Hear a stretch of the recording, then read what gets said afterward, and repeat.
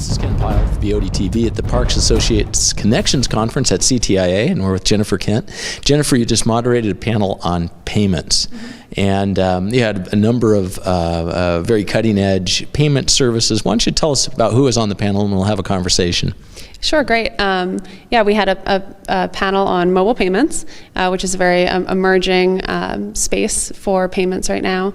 We had a really great panel with companies from sort of across this space. So we had Verifone, who manufactures payment terminals. So you'll see when you're checking out at a store, you'll see their terminals. We also had Citi, so bank, and certainly enabling all these financial transactions. We had a company called Dewala. Out of Des Moines. So they're very interesting. They have a mobile payment network that they're building, and also payment, sort of a wallet app where you can send money back and forth to your friends and your family if you need to send money, and also to merchants. So it's sort of funds transferring both personally and also for commercial reasons. Then we also had ShopSavvy. Now ShopSavvy's been on the market actually for a while, and actually about a third of smartphone owners are already using a ShopSavvy app. Or ShopSavvy or something similar, and what they do is they have a barcode scanner, and you can scan a product at a store, and it'll bring up the product's pricing information, other places around your location, other places that sell that product, what prices they're at those other stores, what prices they're at online.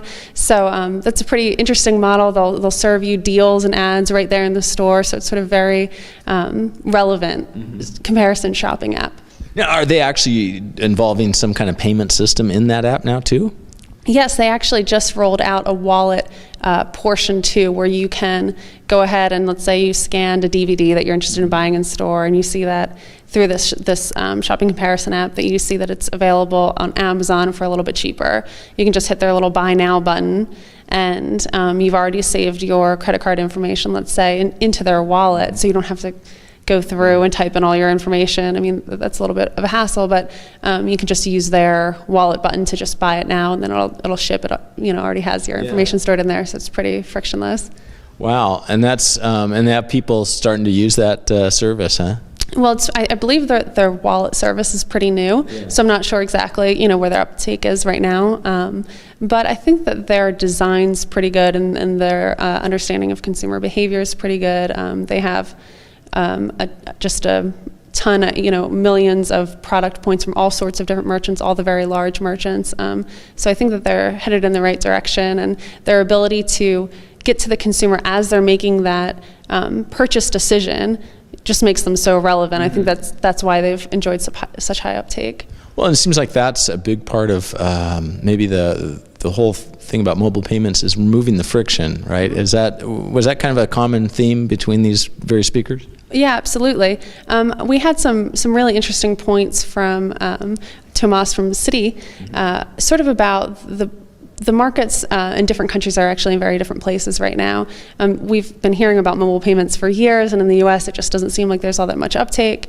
And he made some really great points that in the United States market, we actually have very convenient ways of paying right now. It's not that inconvenient to use a credit card. And in your wallet, right? Exactly. And in other markets, especially developing markets where 70–80% of the population is unbanked, they don't have any bank account whatsoever, you're bringing so much value to them by allowing them to charge things to their mobile bill, let's say, or use this. Mobile uptake is essentially so much higher than banking uptake that the mobile phone and mobile apps become the preferred payment system, and brings a lot of that value. So trying to bring that value to the US market is very much a different proposition, because we have very convenient ways of paying. So you have to look at other places to bring a value to the consumer.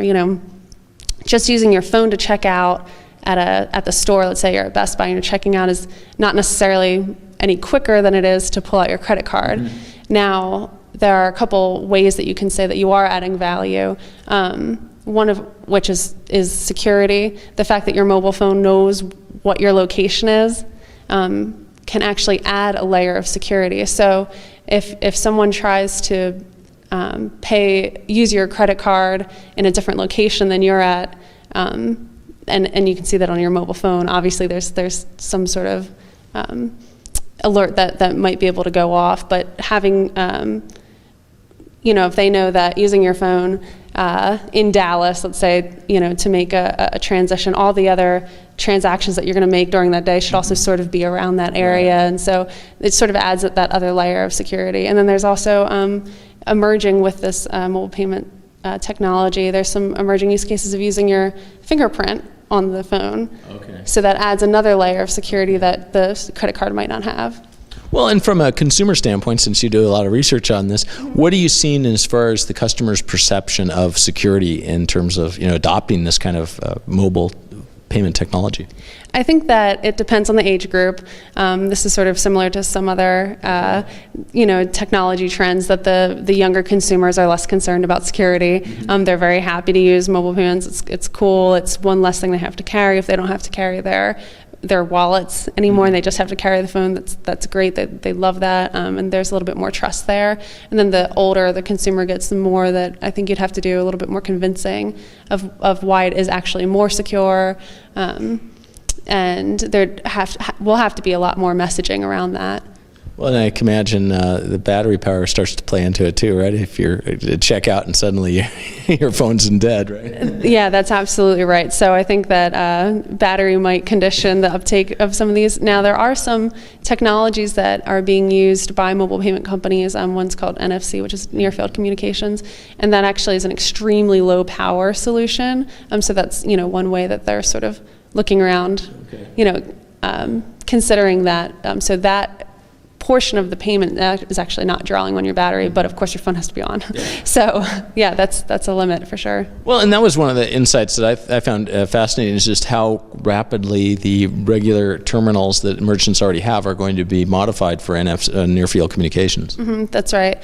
Well, there have been some incentives by some of the major payment networks. MasterCard and Visa actually are encouraging all of their merchants to change over to a new system, which is called EMV, which will accept NFC payments, because it's actually more secure, and so they will be basically bettering the fraud risk. So you get rid of the magnetic. Yeah, for those merchants who accept the new payment terminals will have better fraud terms, and it'll be cheaper for them. Basically, there's an incentive for them to use these new terminals. So that, I believe the deadline for that's in 2015. So by 2015, we'll have a lot of these terminals out there that can accept mobile payments, and that's when we'll see a little bit more traction. Yeah, by that time you'll probably have a lot more phones and consumers' devices that are NFC as well, right? That's absolutely right, because all of the handset manufacturers, really, besides Apple being the glaring omission, are coming out with models that have NFC in them. And a lot of them are pushing non-payment related use cases. So you can, touch phones and just send pictures back and forth in files. You may have seen that. Yeah. I think that, Samsung has done some of those messaging campaigns around that. So they're rolling out NFC and priming the consumer for the way that you can use NFC technology, even if payments isn't really being used very much right now. But the handset manufacturers are assuming that this day is going to come soon, and so they're trying to get their handset models into the hands of consumers. And I guess it's that ever increasing, they've got to keep differentiating, or else they fall behind, right? Oh, absolutely. Yeah, so that becomes something that's valuable. I mean, Samsung has differentiated itself from other handset manufacturers by including this ability to share by just a touch, and how easy and intuitive that is. So I think that we'll also be seeing other handset manufacturers do the same. Well, it sounds like we're still in the early stages of mobile payment, but it's moving down the road a little bit, huh? It is, yeah. I mean, people are making purchases on their mobile phone every single day. A lot of times it's for digital purchases, so sure. Apps and music and games and videos. I mean, these are the things that people are buying. But we're getting closer to the day where you'll be able to buy physical goods in store as well. It's slow but steady. Yeah, and I'm curious. The other day I used the PayPal Here application, and it seemed to use optical character recognition, so it didn't even use the card reader. You just took a photo of the credit card, and the information popped up. So, did they talk at all about that? Some of these alternative technologies. We didn't get into that today, actually, but I think that points to one of the new ways that they're trying to, again, remove this friction. One of the hardest things is on this small touch screen to be able to type in your credit card number and everything. I mean, who wants to do that? So if you can take a picture of your credit card to upload, I mean, that's saving you some time and, struggle. magnetic strips don't always, work very well, right? Right. So we didn't get into that today, but it is a great example of the ways that all of these players in the mobile payment space are sort of thinking about the consumer and thinking about ways to sort of make their lives easier, and the merchant. Yeah. Remove the friction, get more stuff bought quicker. So Jennifer, always great talking to you. Yeah, thanks. Great.